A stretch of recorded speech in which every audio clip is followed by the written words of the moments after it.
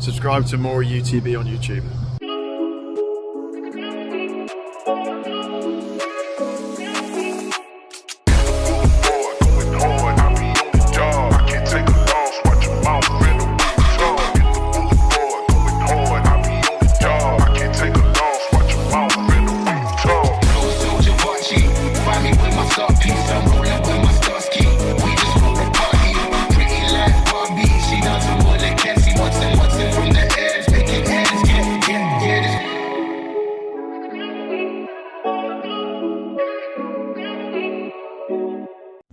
Hey up everyone and welcome to another video. So, the words of Chris Wilder pre-Norwich match press conference, interviewed by Radio Sheffield and a few other journalists.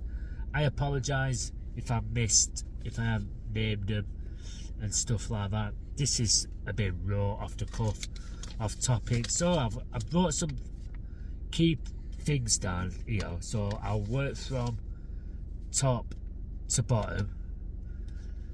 So yeah, it demands better. It demands a better performance against West Brom, which, if you ask majority of fan base, would all agree with the words what Wilder said.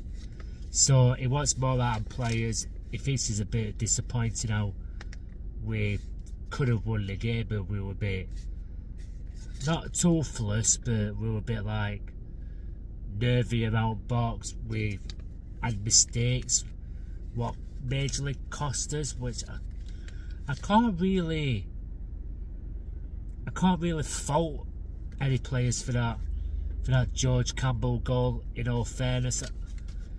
If Tyler Bindon ended it out, see, swings and roundabouts, you could blame Tyler Bindon for basically wanting to end it out, but if he chested it down, would another West Brom player would have got a ball anyway and scored a goal.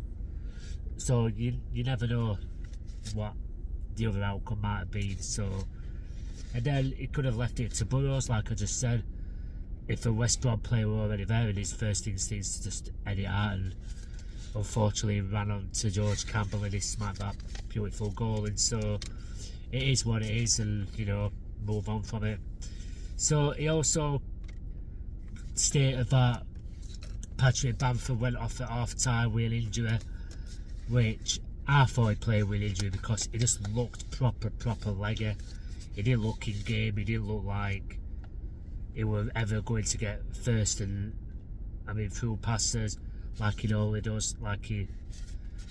So he's got a bit of an injury, which is unfortunate because good player he is injury prone, which obviously is playing for Sheffield Wednesday. That's why he's Sheffield United. Sorry, why I say Sheffield Wednesday? I don't know why.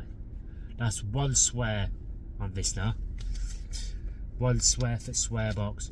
So yeah, that's why he's playing for Sheffield United and not a Premier League team or a team what's doing well, to be fair. So he also confirmed that Gustavo Harmer has got a 2-game suspension.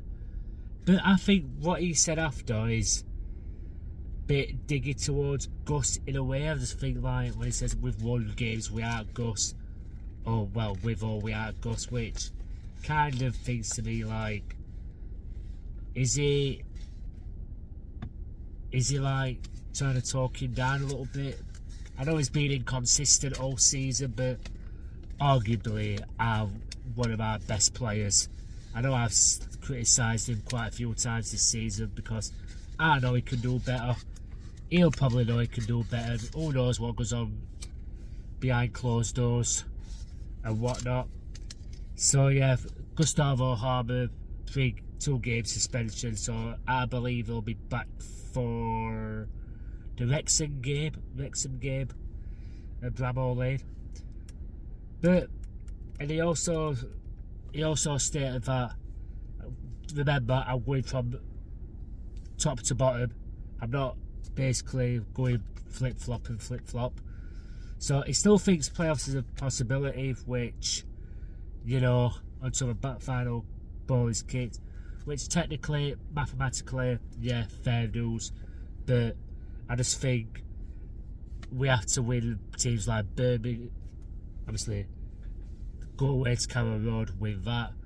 Go away to Birmingham with that. And we've got Wrexham at home, which is a tricky and awful game, if all honest fairness. And then we've got Hull to come up, Preston, Lowfeld, some tricky teams still. Are we going to win all them games? Probably not. I fully expect us to drop points against some of them teams and what so forth. So yeah, I don't think, and Derby County as well on the last day, I don't think playoffs is still a bit of a possibility. I think nails in coffin when we drew against West Brom, and even if we would have gone into playoffs, I think we'd just basically be second best team whoever we get, to be honest, with season what we had. And that's why I want us rather focusing on the playoffs, going to next season, new start, new build, get some new players in. Have to sell what we have to sell, because no player is immune to selling. No player's like too good for a club, you know what I mean. So also, since he also said since Gus is missing, he's willing to give players like Chongi a chance, which against QPR I think he played quite well. His link-up play with Tyrese Campbell went and gone unnoticed, and obviously he wants players to basically fight for the shirt, which has been saying all season. No one gets into the team. We are like putting the hard work in, which I said, work hard for the badge. If you take Chong, if you have a good game, then you rightfully get the shirt for next game. If you have a crap game, you lose the shirt for next game. That's in my opinion. There's no like sentiment in his press conference, and he also addressed about the dangers of the opponents. He does think Phil Clement has changed the team from what it were when we played him last, and he basically like said he's really close with Phil Clement. He had a drink with him after the game, which is I find quite good, to be fair. Managers having a drink with other managers at football clubs, it doesn't serve that toxicity like your people expect. Do you know what I mean? So he thinks, and also he thinks like he's done turn a new leaf at Norwich. The players seem to want to play for him, which I've noticed. The players want to play for him, and what not. And he thinks like players like Chong, Rothwell, Gyro, Pat Bamford are strong dressing room players, and a few others, which, you know what, fair play. And Phillips, having them kind of players in the dressing room must be players on, in all fairness. And going on to Phillips, apparently, I didn't really recall that Chris Wilder said this, but I've seen on X that Patrick Bamford is out for tomorrow's game and basically Calvin Phillips is out, but I'm not really sure on that. I can't really recall. Don't shoot the messenger, I'm just seeing what's on X. I claim not to be in the know. I just love doing this. I don't want money, I just love doing this because obviously I want to engage with the fans who's missed out on stuff.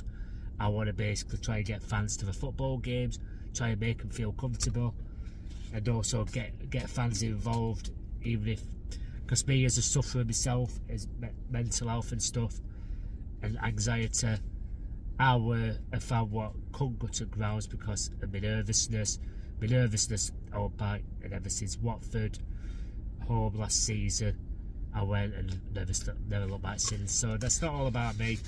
I just wanted to say that basically I don't claim to be in the know. I don't claim to be like wanting to do it for money. I just doing it for me loving my football club and do me channel, love of the beautiful game what we all love in the UK and across the world. So yeah, that's it really. Just like press conferences and whatnot.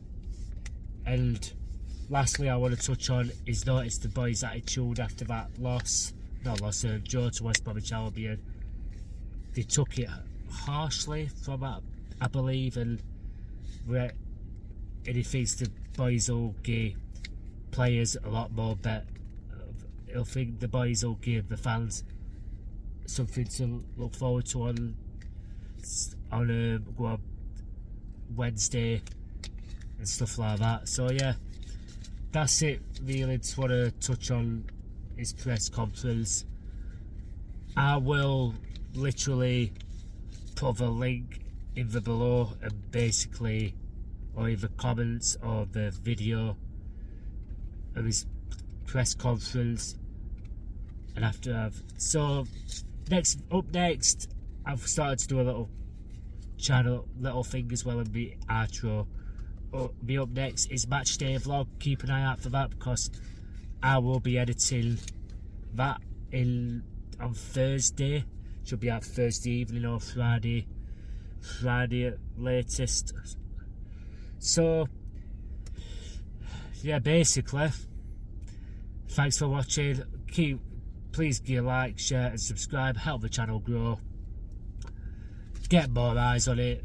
Get more views. Get more whatnot. And as always, keep following them Blades. We all love the club. And I'm signing out. Peace.